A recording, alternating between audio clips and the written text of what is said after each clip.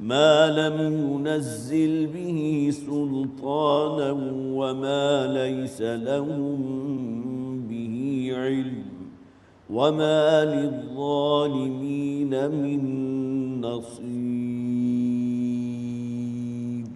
مبارکہ کے حوالے سے بہت سی باتیں چونکہ تکرار و اعادہ سامنے آ چکی، لہذا ان میں سے کسی کو میں آج تکرار نہیں کروں گا۔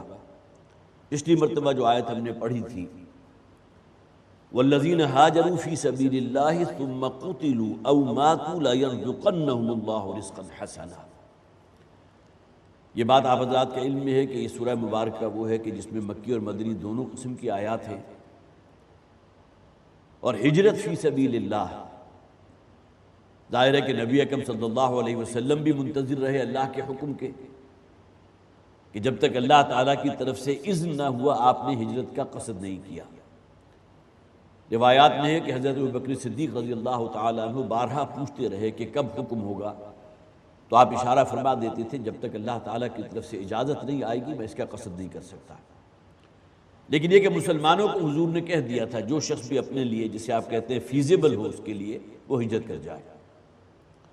لہذا اس صورت میں بھی یہ جو آیت آئی ہے والذین ہاجروا فی سبیل اللہ، معلوم ہوا کہ یہاں ان لوگوں کا ذکر ہو رہا ہے جو اللہ کے راستے میں ہجرت کر چکے ہیں، جنہوں نے ہجرت کی اللہ کی راہ میں، اللہ کی کاز میں، اللہ کے مقصد کے لیے، دین کے لیے، ثم قتلوا، اور پھر وہ قتل ہو گئے، بئی معنی اللہ کی راہ میں شہید ہو گئے، گویا کہ اللہ تعالیٰ کی اس دین کی گواہی اور اس کی سرفرازی میں اپنی جانوں کا نذرانہ تک پیش کر دیا۔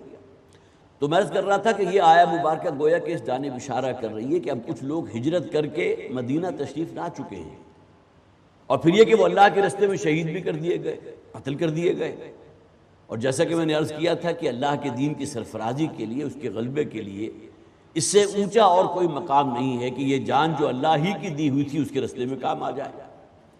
نبی اکرم صلی اللہ علیہ وسلم کے بارے میں بھی یہ الفاظ آپ کو میں نے پہلے بھی سنائے تھے کہ آپ فرماتے ہیں لَوَدِدْتُ أَنْ أُقْتَلَ فِي سَبِيلِ اللَّهِ، میری تو شدید ترین خواہش یہ رہی ہے کہ میں اللہ کے راستے میں قتل کر دیا جاؤں۔ ظاہر ہے کہ ہم قتل کے لیے جو اصطلاح استعمال کریں گے وہ شہید ہی استعمال کریں گے، اللہ کے راستے میں مجھے شہادت عظمیٰ کا، وہ شہادت کا مقام حاصل ہو، ثم احیا، اور پھر مجھے زندہ کیا جائے، ثم اقتل، اور پھر مجھے قتل کیا جائے، ثم احیا ثم اقتل، 3 مرتبہ آپ نے الفاظ ریپیٹ کیے ہیں کہ میری دلی خواہش اور آرزو اور تمنا ہے کہ مجھے اللہ کے راستے میں شہید کر دیا جائے، پھر زندہ کیا جائے، پھر شہید کیا جائے، پھر زندہ کیا جائے، پھر شہید کیا جائے۔ لیکن یہ کہ اللہ تعالیٰ کا قانون کیا ہے، کتب اللہ لأغلبن انا ورسلی، کبھی بھی رسول قتل نہیں کیا جا سکتا، یہ اللہ تعالیٰ کا ضابطہ ہے۔ انبیاء کے معاملے میں بہت سے ایسے جنہیں قتل کر دیا گیا، اس لیے کہ فرد قرار داد جرم جو اللہ تعالیٰ نے یہودی قوم کے اوپر جو عائد کی تھی ان میں سے ایک بہت بڑا نقطہ یہ تھا وَقَتْلَهُمُ الْأَنْبِيَاءُ، انہوں نے انبیاء کو قتل کیا اللہ کے دین کے لیے۔ ظاہر ہے کہ انہوں نے جو قتل کیا تو وہ دین کے اوپر تھے، راستی پر تھے، ان کو قتل کر دیا۔ اور خاص طور پر یہود کے علماء، حضرت یحییٰ علیہ السلام، ان کا واقعہ جو ہے وہ تو آپ حضرات کے علم میں بھی ہے۔ تو یہ تمام چیزیں ہمارے ذہن میں رہنی چاہیے۔ وَالَّذِينَ هَاجَرُوا فِي سَبِيلِ اللَّهِ ثُمَّ قُتِلُوا أَوْ مَاتُوا لَيُرْزُقَنَّهُمُ اللَّهُ رِزْقًا حَسَنًا، اور پھر خواہ وہ اللہ کے راستے میں شہید کر دیے گئے، قتل کر دیے گئے، یا یہ کہ انہیں طبعی موت آ گئی، انہیں اللہ تعالیٰ بہت عمدہ رزق عطا فرمائے گا۔ اور جیسا کہ میں نے عرض کیا تھا اس کا کوئی تصور ہم نہیں کر سکتے، اس لیے کہ قرآن میں تو یہ کہا گیا کہ فرحین بما آتاہم اللہ من فضل، وہ انتہائی شادہ و فرحان ہے اللہ تعالیٰ کے فضل اور عنایت جو اللہ نے انہیں دی ہے۔ اب آئیے آج کا جو ہمارا حصہ ہے اس کی طرف، یہ پچھلی بات جو رہ گئی تھی میں نے آپ کے گوشت گزار کر دی۔ الم تر ان اللہ انزل من السماء ماء فتصبح الارض مخضرہ، کیا تم نے غور نہیں کیا، تم نے دیکھا نہیں، یا تمہارے مشاہدے کی یہ بات نہیں ہے کہ اللہ تعالیٰ آسمان سے بارش نازل فرماتا ہے، فتصبح الارض مخضرہ، اور اس کے بعد زمین سرسبز ہو جاتی ہے۔ وہ ہے کہ مردہ زمین کو اللہ تعالیٰ زندہ کر دیتا ہے، احیا بہ الارض بعد موتہا، یہ زمین بالکل مردہ ہے، آسمان سے بارش نازل ہوئی، اس کے اندر زندگی کے آثار جو ہے وہ پیدا ہو گئے، سبزہ لہلہانے لگا۔ آپ پہاڑوں کا سفر کیجئے، وہاں آپ کو معلوم ہوگا کہ ایسی ایسے خوبصورت پھول نظر آئیں گے کہ جو آپ نے عام جو آپ کی جو زمینی زندگی ہے اس میں دیکھے بھی نہیں ہوں گے۔ لیکن یہ کہ تمام چیزیں اللہ تعالیٰ کی قدرت کا شاہکار ہیں نا۔ یہی ایک نقطہ یہ بھی سمجھ لیجئے کہ یہ جو باران رحمت ہے، جن کا ایک ظاہری مظہر آپ کے سامنے آتا ہے کہ مردہ زمین زندہ ہو جاتی ہے، اسی طرح اللہ تعالیٰ کی جو وحی ہے اس کا باران رحمت جب انسان پر برستا ہے تو اس کے مردہ کھیتی جو ہے دل کی وہ بھی لہلہا اٹھتی ہے۔ سورہ حدید جو ہے انشاءاللہ آئے گی، ہمارے منتخب نصاب میں تو بہت اہم مقام ہے، ان اللہ یحیی الارض بعد موتہا، اس سے پہلے جو ذکر ہو رہا ہے اسی ایمان کی کمی کا ہو رہا ہے کہ بالکل جو ہے اس حوالے سے مایوس نہ ہو جائے کہ اللہ تعالیٰ تمہارے مردہ ذلوں میں زندگی پیدا نہیں کر سکتا، اللہ تعالیٰ تو مردہ زمین کو زندہ فرما دیتا ہے، ان اللہ یحیی الارض بعد موتہا۔ تو یہاں بھی فرمایا کہ اللہ تعالیٰ آسمان سے بارش نازل فرماتا ہے اور یہ زمین سرسبز ہو جاتی ہے، لہلہانے لگتی ہے۔ اسی طرح یہ باران رحمت ہیں کہ جن کا ایک ظاہری مظہر یہ ہے، لیکن ایک وحی الہی کی بھی بارش ہے جو تمہارے مردہ دلوں کی جو کھیتی ہے اس کو زندگی دے سکتی ہے۔ ان اللہ لطیف خبیر، یقینا اللہ تعالیٰ انتہائی لطیف ہے، باریک بین ہے اور ہر شے سے باخبر ہے۔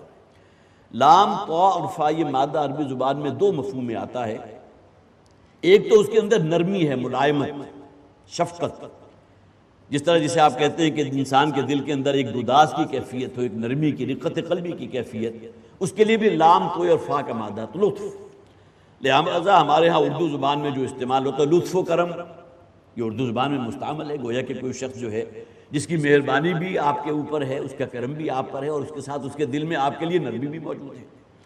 اور دوسرے معنی اس کے لیے ہے کہ انتہائی دقت نظر سے کسی شے کا مطالعہ کرنا، صرف مطالعہ نہیں بلکہ اس کے ازالے کی کوشش کرنا۔ لہذا عموماً جو ترجمہ کیا جاتا ہے لطیف کا، انتہائی باریک بین ہے، ہماری چھوٹی سے چھوٹی ضرورت کا بھی نہ صرف یہ کہ وہ اس کے علم میں ہے بلکہ اس کا ازالہ بھی فرمانے والا ہے۔ اور ہماری کتنی ہی ضرورتیں ایسی ہیں جس کا ہمیں علم بھی نہیں۔ ہم جو عام طور پر روزمرہ جو خوراک حاصل کرتے ہیں ہمارے جسم میں جاتی ہے، اس میں کون کون سے وائٹامنز ہوتے ہیں، وائٹامن بی کی کتنی قسمیں ہیں، آج سے 500 برس پہلے تو کسی کو پتہ ہی نہیں تھا، لیکن اب جب ہم نے اس کے اوپر تحقیق کی تو معلوم ہوا کہ وہ وائٹامن بی کی فلاں قسم اگر کہیں کم ہو جائے جسم کے اندر تو اس کی وجہ سے فلاں بیماری ہو جاتی ہے۔ وائٹامن ڈی کی جو اس کی آخری قسم ہے وائٹامن D3 اگر وہ کم ہو جائے تو رکٹس ہو جاتی ہے۔ یہ تو تمام چیزیں ہمارے علم کی اصل میں معراج تھی نا، جس کی بنیاد پر ہم وہاں تک پہنچے۔ باقی ہمیں تو معلوم نہیں کہ ہمارے جسم کو کن کن چیزوں کی ضرورت ہے۔ اللہ تعالیٰ باریک بین ہے، اسے ہماری ہر چھوٹی سے چھوٹی احتیاج نہ صرف یہ کہ اس کا علم ہے بلکہ اس کا ازالہ بھی کرتا ہے، اس کی تدبیر بھی فرماتا ہے، اس کی بہم رسانی بھی فرماتا ہے۔ ان اللہ لطیف خبیر، اور وہ ہر شے سے باخبر ہے، انتہائی باریک بین ہے۔ لہو ما فی السماوات و ما فی الارض، اسی کا کنٹرول ہے، اسی کے لیے ہے، اسی کی ملک ہے اس زمین و آسمان کی ہر شے۔ اور ظاہر زمین و آسمان میں جو کچھ ہے اگر اس کے اختیار میں ہے تو انسان تو بے اختیار نہیں ہے، وہ بھی تو آخر کسی کنٹرول میں ہے یا نہیں۔ یہ الگ بات ہے کہ اللہ تعالیٰ نے انسان کو جو ایک بہت محدود، جسے آپ کہیے کہ ڈائمنشن ہے، اس میں کچھ اختیار عطا کر دیا، اپنی آزاد مرضی سے اپنے لیے وہ ایک رستہ اختیار کرتا ہے، خواہ وہ شکر گزاری کا رستہ ہے یا کفران نعمت کا رستہ ہے، یہ اختیار اللہ نے دیا۔ باقی اپنے اس جسم پر، اپنی اس باڈی پر تو میرا کوئی اختیار نہیں، اس کے اندر کیا فنکشنز ہو رہے ہیں اس کا مجھے علم تک نہیں، اس کے اندر کیا تبدیلی واقع ہو رہی ہے، کسی اعتبار سے میں جو ہے وہ ڈاؤن کی طرف جا رہا ہوں، کہیں بعد میں جا کر جو ہے انویسٹیگیشن کے نتیجے میں آپ کو معلوم ہوگا تو ڈاکٹر کہے گا یہ بیماری تو آپ کو 5 سال سے آپ کو اس کا احساس اور ادراک تک نہیں ہوا۔ تو معلوم ہوا کہ ہمارا کنٹرول کسی شے پر نہیں، ہر شے پر اختیار اور بادشاہی اور راج ہے۔ لہو ما فی السماوات و ما فی الارض، اسی کا ہے، اسی کی ملک ہے، اسی کے کنٹرول میں ہے، اسی کے قدرت میں ہے ہر وہ شے جو زمین و آسمان میں ہے۔ وَإِنَّ اللَّهَ لَهُوَ الْغَنِيُّ الْحَمِيدُ، اور یقینا اللہ تعالیٰ ہی الغنی ہے۔ دیکھیے اس سے پہلے وہ باریک بین کے الفاظ آئے تھے، لطیف، خبیر، الغنی، الحمید، القوی، یہ اللہ تعالیٰ کے اسماء حسنی ہیں۔ جیسا کہ قرآن حکیم میں کہا گیا نا وَلِلَّهِ الْأَسْمَاءُ الْحُسْنَى فَادْعُوهُ بِهَا، یہ تمام اچھے نام جو بہتر سے بہتر یا بہترین سے بہترین تصور تم کر سکتے ہو وہ اللہ کی صفت ہے۔ لہذا اللہ تعالیٰ کے حضور دعا کیا کرو یا اسے پکارا کرو تو اس کے اسماء حسنی کے حوالے سے پکارو، فَادْعُوهُ بِهَا، یا اللہ، یا کریم، یا غفور، یا ستار، یا رحیم، یا کریم۔ اب یہ الفاظ ہیں کہ گویا کہ جو اللہ کے وہ اسماء حسنی ہیں کہ جو اس شکل میں آتے ہیں۔ الغنی، غنی اس ذات کو کہتے ہیں جسے کسی کی احتیاج نہ ہو۔ میں نے 2 مقامات خاص طور پر نوٹ کیے تھے، سورہ فاطر آیت نمبر 15 ہے، یا ایھا الناس انتم الفقراء الی اللہ واللہ غنی حمید، اے بنی نوع انسان تم اللہ کے مقابلے میں یا اللہ کے نزدیک فقیر ہو، تم سراپا احتیاج ہو، تمہارے تو سانس کی آمد و رفت کی جو ڈور ہے وہ بھی تمہارے اختیار میں نہیں، وہ بھی اللہ کے اختیار میں ہے۔ انتم الفقراء، تم سراپا احتیاج ہی احتیاج ہو۔ جس طرح انسانی بچے کی جب ولادت ہوتی ہے تو حیوانات میں کوئی اور ایسا نہیں ہے جسے اتنی اٹینشن کی ضرورت ہو جتنا انسانی بچے کو ہوتی ہے۔ فوری طور پر اس کی نگہداشت نہ کی جائے، اسے کپڑے میں نہ لپیٹا جائے، اس کے لیے جو ہے فوری جس طرح بھی آپ معلوم ہے اس کے لیے تیاری کرتے ہیں، اور اس کی آمد سے پہلے ہی جو ہے تیاریاں ہو رہی ہوتی ہیں، موسم کی مناسبت سے کپڑے بنائے جا رہے ہو، تو کسی حیوان کو تو اس کی ضرورت نہیں ہے۔ لیکن انسان کا بچہ اس اعتبار سے مجبور محض ہے۔ اس حوالے سے بھی گویا کہ معلوم ہوا کہ جملہ مخلوقات میں انسان سراپا احتیاج ہے۔ یا ایھا الناس انتم الفقراء الی اللہ، تم اللہ کے لیے سراپا احتیاج ہی احتیاج ہو۔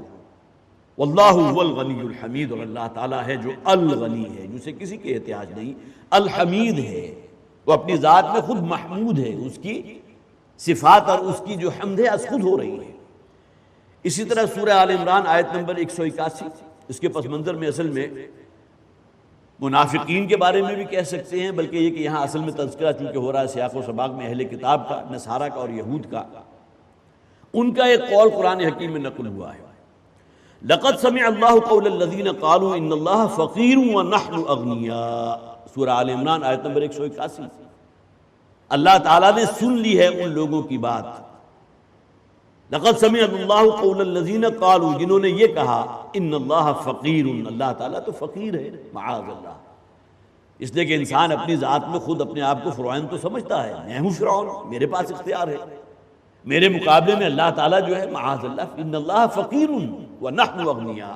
اور ان کے پاس دلیل کیا تھی؟ یہ بات میں نے پہلے بھی عرض کی تھی، اس لیے کہ قرآن حکیم میں تقاضا آیا اللہ کو قرض دو، قرض حسن۔ اب بڑی منطقی سی بات وہ پیش کیا کرتے تھے، ظاہر ہے کہ لوگوں کے دلوں کے اندر غلط فہمیاں پیدا کرنے کے لیے، جیسا کہ ہم نے وہ آیات پڑھی بھی تھی، آیات متشابہات، فَأَمَّا الَّذِينَ فِي قُلُوبِهِمْ زَيْغٌ فَيَتَّبِعُونَ مَا تَشَابَهَ مِنْهُ ابْتِغَاءَ الْفِتْنَةِ وَابْتِغَاءَ تَأْوِيلِهِ، جن لوگوں کے دلوں کے اندر روگ ہے، ٹیڑھ ہے، مرض ہے، تو وہ تو انہی آیات کے پیچھے پڑ جاتے ہیں جن کے اندر کوئی متشابہ موجود ہے۔ تو گویا کہ یہاں جو فرمایا گیا کہ مَنْ ذَا الَّذِي يُقْرِضُ اللَّهَ قَرْضًا حَسَنًا، کون ہے وہ جو اللہ کو قرض حسن دے؟ تو اللہ تعالیٰ کو آخر قرض کی ضرورت ہے نا، تو قرض تو فقیر کے لیے چاہیے، جس کے پاس کچھ نہ ہو وہ چاہتا ہے کہ مجھے قرض ملے۔ اس دلیل پر انہوں نے کہا ان اللہ فقیر ونحن اغنیاء، اللہ تعالیٰ فقیر ہے، ہم ہیں غنی، ہمارے پاس روپیہ پیسہ ہے، ہمارے پاس دولت ہے، اور اللہ تعالیٰ ہم سے مطالبہ کر رہا ہے کہ ہمارے راستے میں خرچ کرو، ہمیں قرض دو۔ تو لقد سمع اللہ قول الذین قالوا ان اللہ فقیر ونحن اغنیاء، سورہ آل عمران آیت نمبر 181۔ اسی طرح بڑے پیارے الفاظ ہیں جو نبی اکرم صلی اللہ علیہ وسلم کا جب اللہ تعالیٰ کے ساتھ مناجات اور راز و نیاز ہوتے تھے، اللہم انت الغنی ونحن الفقراء الیک، گویا کہ بالکل وہی بات جو فرمایا گا یا ایھا الناس انتم الفقراء الی اللہ واللہ هو الغنی الحمید، اللہم انت الغنی، اے پروردگار تو وہ ذات ہے جسے کسی کی احتیاج نہیں ہے، الغنی ہے، ونحن الفقراء، اور ہم ہیں الفقراء، سب سے بڑھ کر محتاج تو ہم ہیں تیری رحمت کے، تیری نظر کرم کے۔ اسی طرح اللہم انت القوی ونحن الضعفاء الیک، اے پروردگار تو القوی ہے، تجھ سے زیادہ زور آور نہیں ہے، جس نے اس کائنات کی تخلیق کی، اس کی قدرت کا یا اس کی قوت کا یا اس کی طاقت کا آپ کو اندازہ کر سکتے ہیں؟ جس نے سورج کی تخلیق کی، بارہا میں عرض کر چکا ہوں، جس میں کروڑوں ڈگری سینٹی گریڈ ہے، ٹیمپریچر موجود ہے، اور سورج سے لاکھوں گنا بڑے کرے بھی اس کائنات میں موجود ہے، آج ہماری سائنس ہمیں بتا رہی ہے۔ اربوں کی تعداد میں گلیکسیز ہیں، اور ہر گلیکسی کے اندر اربوں خربوں ستارے موجود ہیں، اربوں خربوں سورج موجود ہیں، آپ کی گنتی ختم ہو جاتی ہے، اس کائنات کی وسعت کا آپ اندازہ نہیں کر سکتے۔ اللہم انت القوی، تجھ سے زیادہ زور آور، تجھ سے زیادہ طاقتور اور کوئی ذات نہیں، ونحن الضعفاء، اور ہم ہیں ضعیف، تیرے مقابلے میں ہماری حیثیت کیا ہے؟ ایک قطرے کو جو ہے سمندر کے مقابلے میں کوئی نہ کوئی نسبت تو حاصل ہو سکتی ہے، لیکن انسان کی قوت یا انسان کا جو بھی اس کا معاملہ ہے، اس کی کوئی نسبت اللہ تعالیٰ کی ذات کے ساتھ تو نہیں ہے۔ تو لہو ما فی السماوات و ما فی الارض وان اللہ لہو الغنی الحمید، اسی کے اختیار میں ہے زمین و آسمان کی ہر شے، اور وہ الغنی بھی ہے اور الحمید بھی ہے۔ الم تر ان اللہ سخر لکم ما فی الارض والفلک تجری فی البحر بامرہ، کیا تم نے غور نہیں کیا، تم نے دیکھا نہیں کہ زمین و آسمان کی ہر شے اللہ تعالیٰ نے تمہارے لیے مسخر کر دی ہے؟ گویا کہ ہر شے تمہاری چاکری میں لگی ہوئی ہے، نوکری کر رہی ہے۔ ہواؤں کا چلنا ہے، بارش کا برسنا ہے، کس لیے؟ حیوانات کی، مویشیوں کی اگر افزائش ہو رہی ہے تو کس لیے؟ انسانوں کے لیے، تمہارے لیے، تمہیں گوشت حاصل ہو سکے، یہ زمین اپنے خزانے تم پر انڈیل سکے، تمہیں بہترین سبزیاں اور بہترین جو ہے پھل اور میوے حاصل ہو سکے۔ سورج کی تپش ہے جس کی وجہ سے زمین کے اندر قوت نمو پیدا ہوتی ہے، وہی تپش ہے جس سے سمندر سے بخارات اٹھتے ہیں، پھر اوپر جا کر کنڈنس ہو جاتے ہیں، بادلوں کی شکل اختیار کرتے ہیں۔ معلوم ہوتا ہے اس پوری کائنات کا جو سرکل ہے وہ تمہارے لیے ہے۔ سخر لکم ما فی السماوات و ما فی الارض، اللہ تعالیٰ نے مسخر کر دیا، تمہاری چاکری میں لگا دیا ہے، تمہاری نوکری میں دے دیے ہر شے زمین و آسمان کی۔ ورنہ انسان کے ظاہر ہے کہ ان علاقوں کا اگر آپ تصور کیجئے جہاں بارشیں نہیں ہوتی ہے، جہاں قحط ہوتا ہے، اور غربت اس درجے ہے کہ کہیں ڈیپ بور کر کے جو ہے زمین سے پانی بھی حاصل نہیں کر سکتے، لاکھوں کی تعداد میں انسان مر جاتے ہیں پانی نہ ہونے کی وجہ سے۔ لیکن یہ کہ اللہ تعالیٰ کی کتنی بڑی بڑی نعمتیں ہیں کہ جو انسانوں کو حاصل ہیں۔ سخر لکم ما فی السماوات و ما فی الارض، اس زمین و آسمان کی ہر شے اللہ نے تمہارے لیے مسخر کی ہے، تمہاری چاکری میں لگا دی۔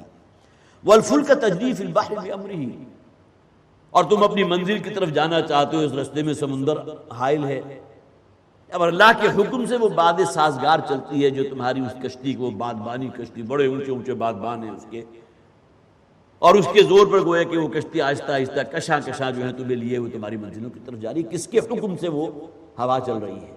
اللہ کا حکم ہوگا تو رک جائے گی، اور قرآن حکیم میں کہا گیا پھر تمہارے یہ تمام کشتیاں جو ہیں جہاں ہوں گی وہیں کے وہیں ٹھہری رہ جائیں گی۔ کون سی قوت ہوگی جو بحر اوقیانوس میں یا بحر الکاہل میں کہیں مڈ میں اگر کوئی کشتی موجود ہو، بادبانی کشتی، اور ہوائیں روک دی جائے تو کہاں جاؤ گا؟ تو ہواؤں کا چلنا بھی تو آخر اللہ کے اذن سے ہے نا۔ والفلک تجری فی البحر بامرہ، اور وہ تمہاری کشتیاں، بادبانی کشتیاں جو سمندر کا سینہ چیرتے ہوئے تمہاری منزل کی طرف تمہیں لیے جا رہی ہیں اللہ کے حکم سے۔ وَيُمْسِكُ السَّمَاءَ أَن تَقَعَ عَلَى الْأَرْضِ إِلَّا بِإِذْنِهِ، اور وہ تو تھامے ہوئے آسمان کو، سما اصل میں بلندی کو کہتے ہیں، اور یہاں مراد اصل میں وہ تمام چیزیں، آج ہماری سائنس بہرحال وہاں تک پہنچ چکی ہے کہ کتنی کثیر تعداد میں اجرام فلکی جو ہے وہ اس کائنات میں ادھر سے ادھر دوڑ رہے ہیں، ایک دوسرے سے ٹکراتے نہیں، اور دوسرے یہ کہ ان میں سے اگر چند ایک رخ کر لیں زمین کا تو زمین کے اوپر کیا بیتے۔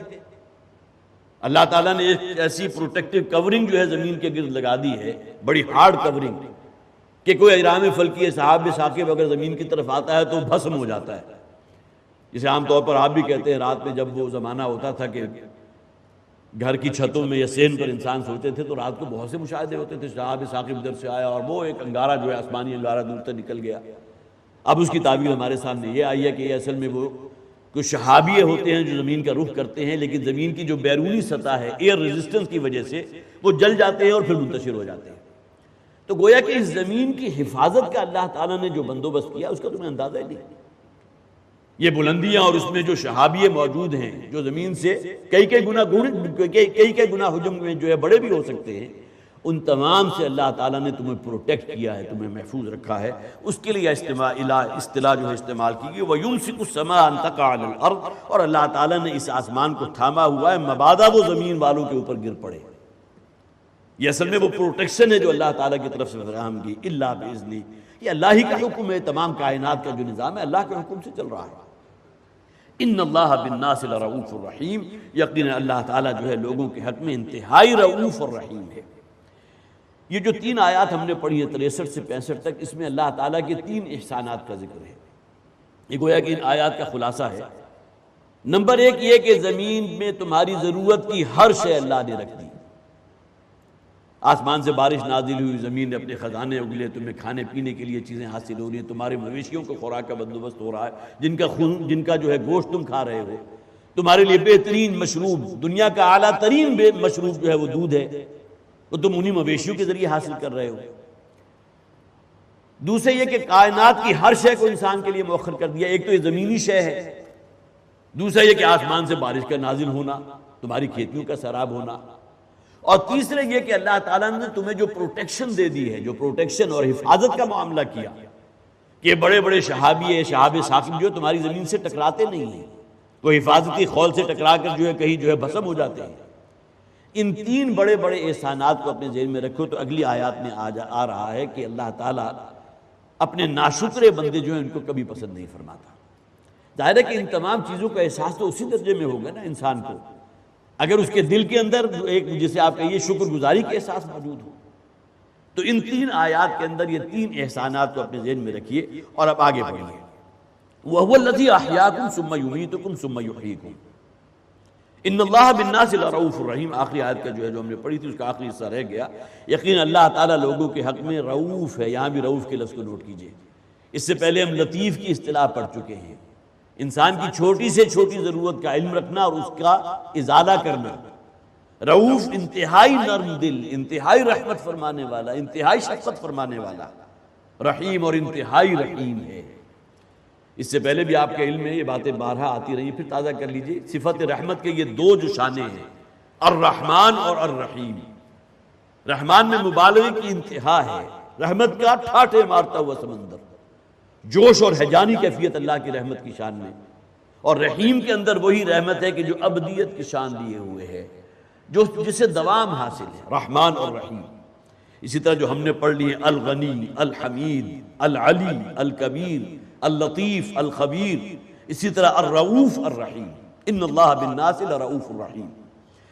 وَهُوَ الَّذِي أَحْيَاكُمْ ثُمَّ يُمِيتُكُمْ، وہی ہے کہ جس نے تمہیں زندہ کیا ہے، ثُمَّ يُمِيتُكُمْ، اور پھر تم پر موت طاری کر دے گا۔ ایک دن آئے گا کہ جب کہ تمہاری رخصتی کا فیصلہ ہو جائے گا، یہاں سے چل چلاؤ ہے، آخری لمحات میں سے انسان گزرتا ہے، اور پھر بہرحال آخرت کی زندگی، اخروی زندگی۔ ثُمَّ يُحْيِيكُمْ، اس عالم برزخ کا جو پیریڈ ہے اس کو پورا کرنے کے بعد پھر اللہ تعالیٰ تمہیں دوبارہ زندہ کرے گا۔ اب یہ جو درمیانی کیفیت ہے اس کے بارے میں روایات ملتی ہیں، قرآن حکیم میں بھی اشارہ ہوتا ہے کہ اللہ تعالیٰ جو ہے جہاں فرمایا گیا آل فرعون کے لیے کہ انہیں صبح و شام عذاب میں سے گزارتا ہے، اور اس کے بعد ذکر کیا گیا قیامت کے اخروی عذاب کا، تو معلوم ہوا کہ یہ برزخی کوئی زندگی ہے کہ جس میں ان کے اوپر جو ہے جہنم کا عذاب ان کے اوپر ڈھیلا جاتا ہے یا اس سے گزارے جاتے ہیں۔ اب یہ تمام چیزیں وہ ہیں جس سے اشارہ ہوتا ہے کہ برزخ میں بھی کوئی نہ کوئی زندگی ہوتی ہے۔ انسان کی ڈیڈ باڈی تو ہے، ایک حیوانی وجود ہے کہ جو خاک میں مل کر خاک ہو گیا، لیکن یہ کہ اس کی روح کی جو کیفیت جسے اعلیٰ علیین میں ہوگی یا سجین میں ہوگی، یا وہ الفاظ بھی یاد کیجئے کہ جہاں نبی اکرم صلی اللہ علیہ وسلم نے فرمایا کہ اللہ تعالیٰ قبر کو کسی انسان کے لیے یا تو جنت کے باغیچوں میں سے کسی باغیچے کی شکل میں تبدیل فرما دیتا ہے، یا جہنم کے گڑھوں میں سے کوئی ہولناک گڑھا جو ہے اس کی شکل میں تبدیل کر دیتا ہے۔ ثم یحییکم، اور پھر اللہ تمہیں دوبارہ زندہ کرے گا۔ موت کے بعد کی زندگی، اب درمیانی دورانیہ جو ہے برزخی زندگی ہے۔ ان الانسان لکفور، لیکن یہ انسان انتہائی ناشکرا۔ دیکھیے جیسا کہ میں نے عرض کیا تھا، پچھلی 3 آیات کے اندر شکر گزاری کے تمام لیول کا ذکر کر دیا گیا، کس کس اعتبار سے اللہ کا شکر ادا کرو گے۔ وَإِن تَعُدُّوا نِعْمَتَ اللَّهِ لَا تُحْصُوهَا، اللہ تعالیٰ کی نعمتوں کا احساس تو نہیں کر سکتے، احسان نہیں کر سکتے۔ ہاں کسی کو احساس ہو جائے تو اس کے اندر شکر گزاری کا جذبہ پیدا ہوگا۔ ان الانسان لکفور، یقین انسان انتہائی ناشکرا ہے، اور سب سے بڑی نعمت انسان کی یہ زندگی، مہلت عمر۔ هو الذی احیاکم، وہی ہے جس نے تمہیں زندہ کیا۔ ثم یمیتکم، پھر تمہیں مار بھی ڈالے گا، تمہارے اوپر موت بھی طاری ہو جائے گی۔ ثم یحییکم، اور پھر اس کے بعد تمہیں دوبارہ زندہ کرے گا۔ ان الانسان لکفور، یقین انسان انتہائی ناشکرا ہے۔ اب یہ دیکھیے یہاں تو اس دنیا کی زندگی کی پیدائش جس سے اس وقت ہم گزر رہے ہیں، اس دنیا میں آنے سے پہلے ہماری کیا کیفیت تھی اس کا یہاں ذکر نہیں ہے، لیکن قرآن حکیم میں 2 مقامات ہیں کہ جہاں اس جانبی ذکر ہے۔ سورہ بقرہ آیت نمبر 28 ہے، کیف تکفرون باللہ وکنتم امواتا فاحیاکم ثم یمیتکم ثم یحییکم ثم الیہ ترجعون۔ تم کیسے اللہ کا انکار کر سکتے ہو؟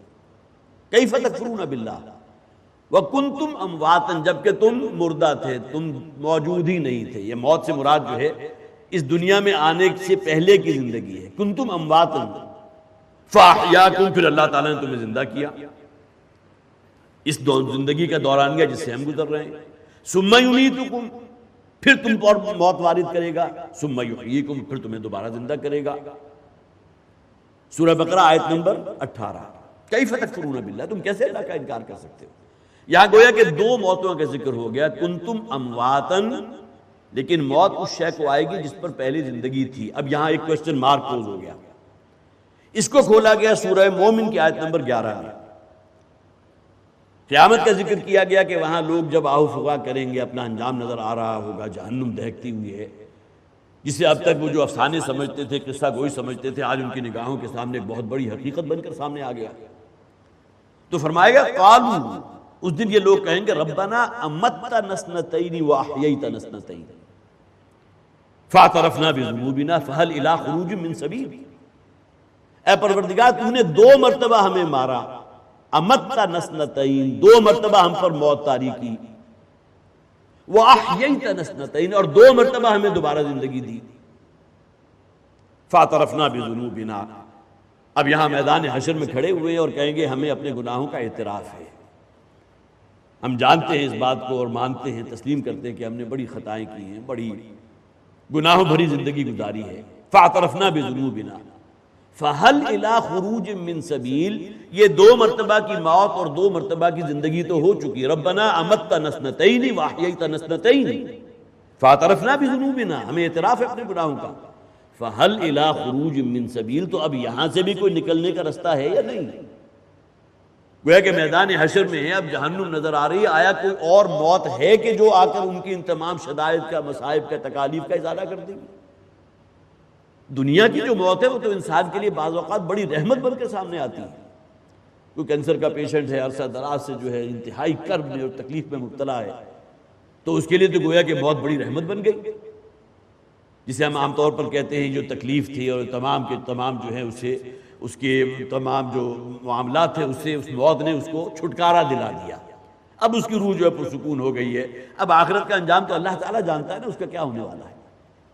تو سورہ مومن کی آیت نمبر 11 میں جو فرمایا گیا قالوا ربنا امتنا سنتین واحییتنا سنتین فاعترفنا بذنوبنا فہل الی خروج من سبیل، اے پروردگار 2 مرتبہ تم نے ہم پر موت طاری کی اور 2 مرتبہ ہمیں زندگی دی۔ اب یہ 2 مرتبہ کی موت کیسے سمجھ میں آئے گی؟ اس سے پہلے کی 2 آیات جو میں آپ کو سنا چکا ہوں، سورہ بقرہ، کیف تکفرون باللہ وکنتم امواتا فاحیاکم ثم یمیتکم ثم یحییکم ثم الیہ ترجعون، یہاں تو 2 مرتبہ کی موت کا ذکر ہے۔